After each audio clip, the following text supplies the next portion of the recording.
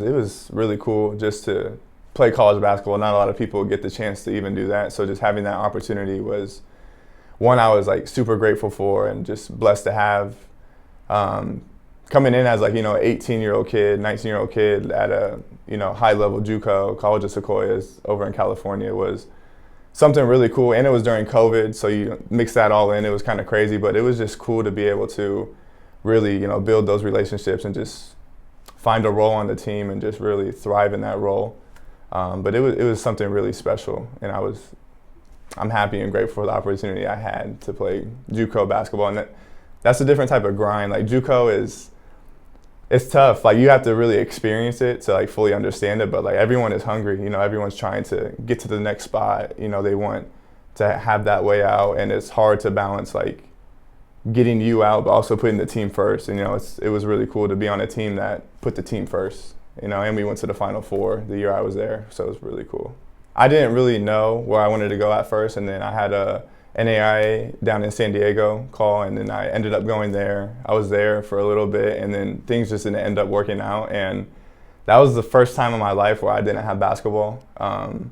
It was tough. It was about a 2-year break almost from basketball, and just having that taken away was tough for sure. But just having that faith, that a door will open, and having to continue to put that work in was something I really cherished and enjoyed. Just knowing that what I'm doing now will pay off and a door will open. And then a huge thing for me too is just like, my trust and faith in God. Having Him there and having Him to lean on was something that was huge during that time and that process, and my family as well.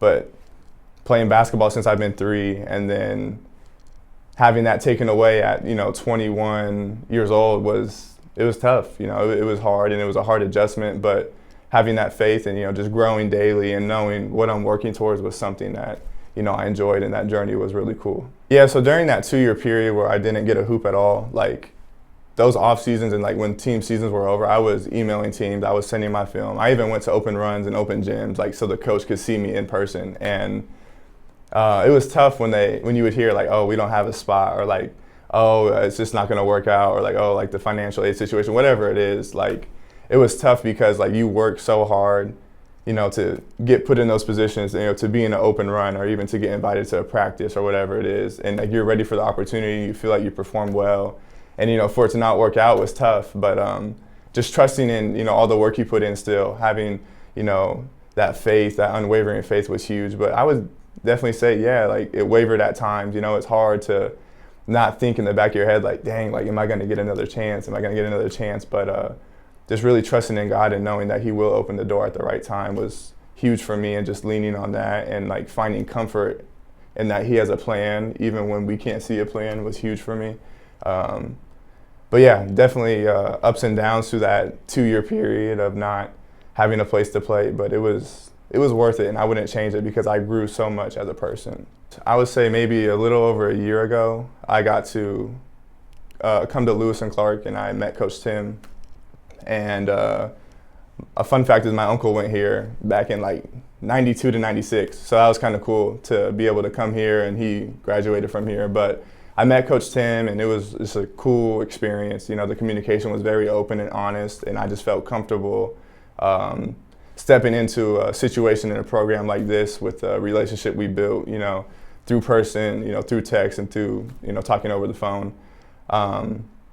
It's been a cool experience though since I've been here. Definitely a little different from California, but it's been cool just to be able to meet all, the people around the school and my teammates. Like the relationships I built are something that are gonna last forever. So coming from that 2-year break, being able to put on that uniform again was something special. And it was such a blessing just to be able to put the uniform on, go through warm-ups and layup lines. The little things you take for granted, like it was just amazing to have those little things back. And it was just special, like coming from 2 years off to being able to just put the shoes on again, put the uniform on again, play, and like, play with your teammates. And it was just something really, really cool. And it's hard to put that feeling into words, because like it's something you pray for, and you pray for those doors to open and for it to like finally be there and in front of you. It was really special. Over those 2 years, I would honestly say I grew the most in my whole life. That 2-year gap with no basketball, I grew a lot as a person.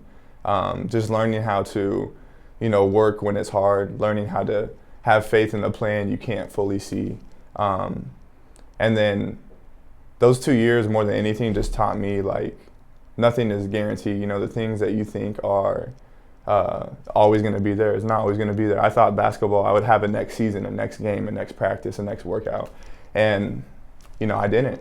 And it was just it really opened my eyes. Also, like, it showed me, like, how to prioritize my life. I idolize basketball. Basketball is my everything. But through that process of basketball being taken away, it really showed me God needs to be at the top no matter what. And when I put God first in my life, my whole life just changed. And he just blessed me and continued to help me grow and, shape and mold me as a person.